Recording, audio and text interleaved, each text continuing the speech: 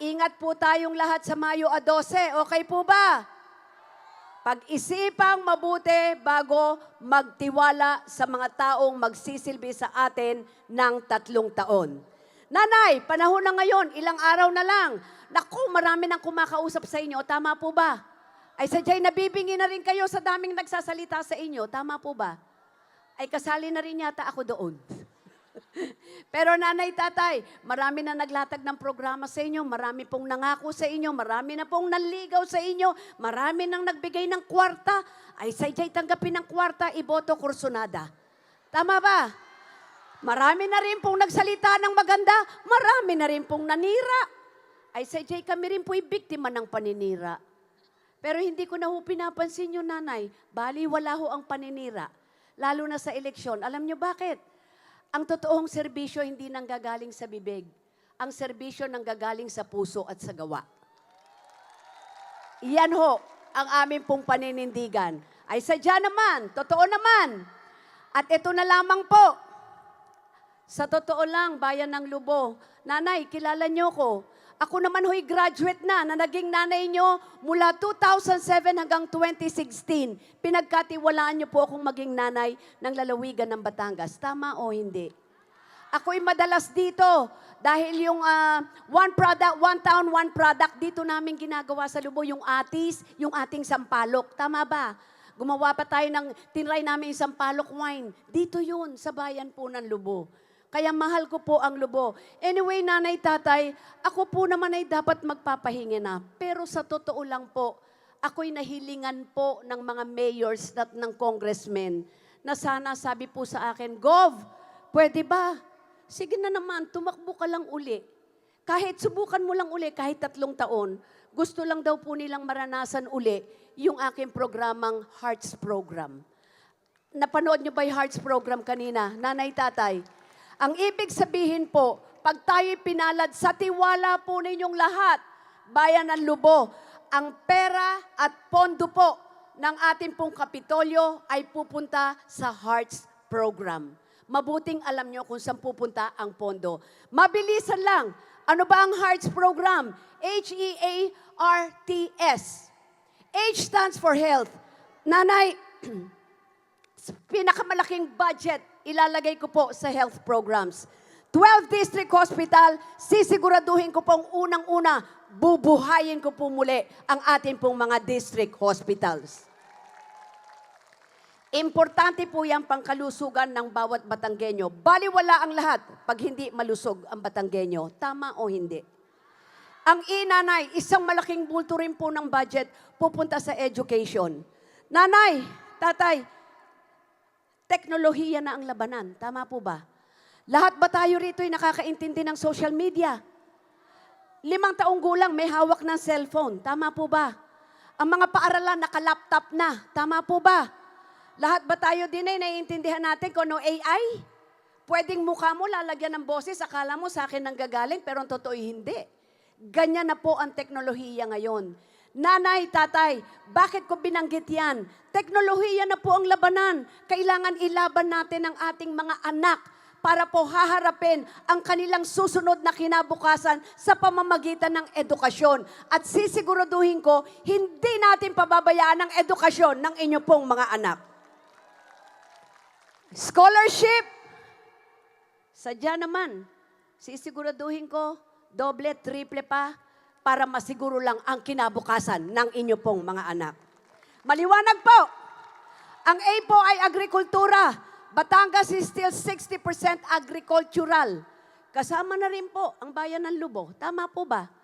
Ay sadya'y nandyan yung ating Center of Marine Biodiversity, Isla Verde. Tama po. Meron pa rin dito yung ating pong mga mangingisda. Pinapakain ho nila tayo ng tama. Dapat lamang sila naman ang ating tulungan para sila rin na makakain ng 3 beses sa isang araw. Tama po. Ang R po ay roads. Dini po, sa bayan po natin ng Lubo. Marami dining kalye. Importante po maganda rin ang ating kalsada kasi gamit yan sa hanap buhay. Tama o hindi? Lalo na yung mga nangangalakal, mga mangingisda, nagtatanim, dadalhin sa palengke Pag lubak-lubak ang kalye, lalo na sa mga barangay roads, tama po ba, yung mga kapitan din ay hindi pa nangangalahati, ay sadya'y pagpangit ang kalye, ubus kagad ang gasolina. Tama po ba? So isang bibigyan po natin ng budget sa Kapitolyo ay mapagawa ang mga kalsada ng atin pong mga barangay. Tama ho ba o hindi? T is tourism. Batangas is beautiful. Center of Marine Biodiversity, Isla Verde, nandito po sa harapan po ninyo.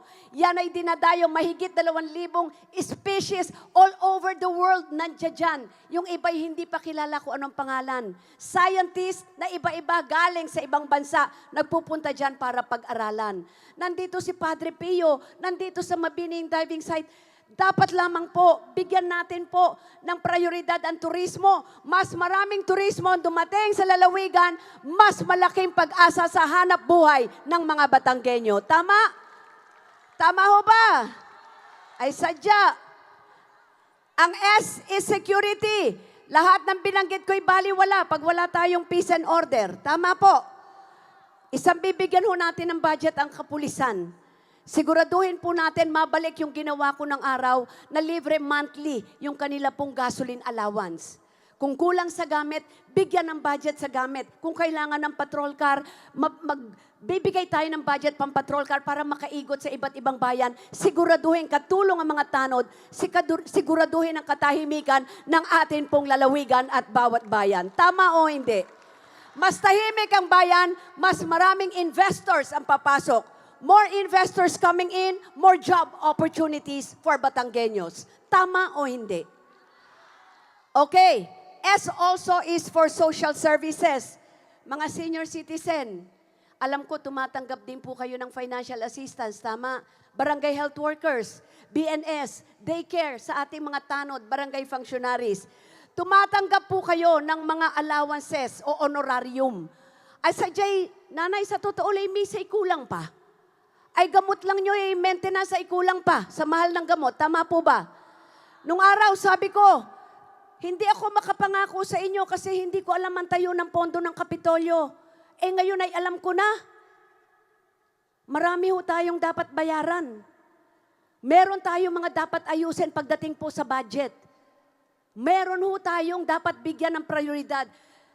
Bayan ng Lubong, ngayon pa lang kinakausap ko na si Vice Governor Luis Lacky Manzano. Ang sabi ko sa kanya, bahala ng Panginoon Diyos, manalo tayo o hindi. Pero ngayon pa lang, kung sakasakaling pala rin tayo, pag-usapan na natin ano ang prioridad ng lalawigan ng Batangas. Nang pag sa ganon kami pinalad, pag upuho namin, ay sadya'y pagpupulong na, eto mga dapat unahin sa lalawigan, kasama ang bayan ng Lubo.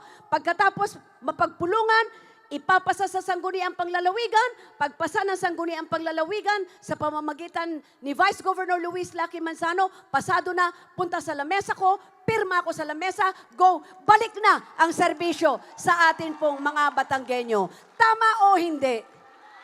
Alam yan ng ating mga Pangulo, meron sila mga barangay council. Hindi ka makakalabas ng 5 pag hindi pinasa ng iyong sanggunian. Importanteng kakampi mo ang sangguniang panglalawigan.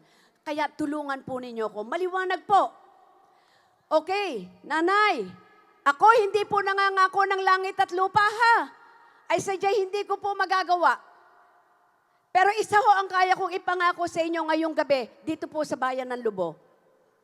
Isa po, pag tayo po ipinalad sa tiwala po ninyong lahat, kasama ang aking sanggunian at Vice Governor Luis Lacky Manzano, ngayong gabi kaya ko ipangako, sisiguraduhin ko sa inyo na ang para sa tao ay dapat mapunta at maibalik sa tao. Yan lang po, nanay. Sa tiwala po ninyo, diyan pupunta po ang pondo ng Kapitolyo. Okay po ba yan sa inyo? Kung okay, pwede ho ba makarinig ng palakpak at sigaw para alam ko? Okay yan.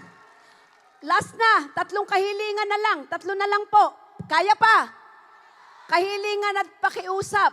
Unang pakiusap ko ho, bayan ng Lubo. Utang na loob.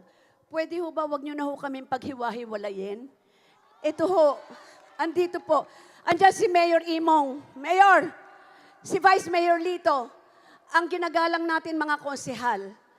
Kasi ho, isang buong pamilya tayo, mas buo rin po at pamilya rin ang balik na serbisyo sa inyo, bayan ng Lubo. Tama o hindi? Para ho kasi kailangan natin ng isang matibay na tubo. Isang matibay na tubo lang yan. Kunin na natin ang pagkakataon. Ano ibig ko sabihin matibay na tubo? Mula ho sa national government, si Secretary Ralph Recto po ay hindi tumatakbo. Siya po ngayon ay nanunungkulang sa national government bilang Secretary of Finance. Siya ho ang may hawak ng Departamento ng Pananalapi ng buong bansang Pilipinas. Siya ho ngayon ang nandoon sa national. Siya ho si Secretary sa opisina, pero pagdating sa bahay ko, asawa ko siya. Tama ba? Siya si Papa ko. Papa, I love you. Tutulungan mo kami din eh. Pag hindi mo kami tulungan, sadya. Outside di ko lang po siya. Tama ba? I love you, Papa. Si Secretary Ralph Recto sa Nasyonal. Sa Senado, napakarami ho nating mga kaibigang senador. Kasi hindi kaya lahat ng Kapitolyo. Tama po ba? Hindi lahat kaya nila Mayor din eh. Kailangan tulungan. Kaya sa senador, ihingi rin tayo at alam kong tutulungan ang ating lalawigan. Marami akong kaibigan dyan. Tama, yung iba nga'y kapwa ko pa artista. Sa Kongreso, eto na po sila oh. Nasa harapan nyo, tatakbuhan ko rin sila pagka kinulang na ang pondo ng Kapitolyo. Andyan ang ating Congresswoman, Beatrix Larga! Ang Congresswoman na atin pong ipinagmamalaki at hindi tayo ipapahiya. Tama ba? Ay palakpak. Andyan din po at tatakbuhan din natin ng CWS kanina. Si Congressman Guardiola. Bakit? Binanggit ko yung roads. Tama ba? Pag kinulang ako ng pondo, tatakbo ko sa kanya para mabuo yung kalye na gusto kong gawan ng paraan at masimentohan. CWS, thank you ha. 135, thank you. Andito rin yung ating angkas. Yan naman ay makapagbibigay po ng trabaho. Tama ba? O, paliwanag lang ha. Isa lang ho ang party list. Huwag kayo magbibilog ng dalawa, may invalid. Mamiling lang kayo ng tama kung ano yung sa pakaramdam nyo makakatulong sa inyo. Tama o hindi? Tama po. Yan po sa Kongres, sa mga tutulong sa atin. Mula ho sa Kongreso, bababa na po tayo ngayon ng Kapitolyo. At sa Kapitolyo, kung papalarin sa tiwala po niyong lahat, kami po ang magsisilbi sa inyo. Ako po bilang gobernador at si Luis Lucky Manzano bilang vice governor ng ating lalawigan. Pwede po ba? Makakaasa po. Mula po sa Kapitolyo, bababa po yan din sa local government. Dito po sa local government ng Bayan ng Lubo. Andyan sila Mayor Imong, andyan si Vice Mayor Lito, sa atin po mga konsehal. Kasi yung hindi rin nila kaya, sadya itatakbo sila sa Kapitolyo. Tama po ba? Ay pag hindi kaya ng Kapitolyo, tatakbo ko sa Kongreso. Pag hindi pa nakaya ng Kongreso sa mga dapat gawin sa lalawigan, takbo naman kami kay Secretary Ralph Recto. Tama ba? Ay sadya hindi naman tayo pababayaan. Mula sa local government, bababa na po tayo ng barangay. Tama. Pangangailangan ng mga barangay hanggang kaduluduluhang purok. Nandito ho kami para magtulungan sa abot ng aming makakaya. Maliwanag po. Maliwanag po. Yan lang po ang una kong pakiusap. Makakaasa po ba? Huwag nyo na ho kami paghiwa-hiwalayin. Pwede po. Pangalawang kahilingan, nanay, tatay, bayan ng Lubo, ako ho ba'y pagkakatiwalaan nyo magsilbing muli? Makakaasa ho ba? Maging governor uli. Pwede ho ba sagad-sagarin nyo na? Pinapakiusap ko na po. Pinapakiusap ko bayan ng Lubo. Ako naman ay anak nyo na rin. Sana ho'y tulungan nyo na ako ng tuloy-tuloy para mapagaan naman ang trabaho ko. Kailangan ko po ang aking sangguniang panglalawigan sa pangunguna ng Vice Governor Luis Lucky Manzano. Lahat po ng binanggit ko ay kailangan, dahil kailangan ng budget na maipasa ng sanggunian para maibalik na serbisyo ko sa inyo. Tama po ba? Bakit si Luis? Nanay, tatay, nanay, aminin ko, senior citizen na rin po ako. Nasa akin po ang wisdom. Alam ko po ang programa, alam kong patakbuhin ang programa. Pero nanay, tatay, kailangan ko po ng bagong dugo. Kailangan ko po ang enerhiya ni Luis o ni Lucky Manzano. Kailangan ko po yung mas batang perspektibo sa buhay, sa programa at proyekto. Mula ho sa akin pong wisdom program, pagsamahin po ng bagong dugo na meron pong younger perspective in life, may talino at puso, nanay, tatay, sisiguraduhin ko po mas magiging epektibo ang serbisyong kaya naming ibalik sa inyo. Tama ho o mali? Hindi madali na mahilingan ko si Lucky na tulungan ako at maging vice governor. Bakit? May sarili ho siyang buhay. May hanap buhay siya eh. Tama po ba? Siya ho'y naging magaling na host at nagkaroon ng maraming show sa pamamagitan ng sipag niya at talino niya.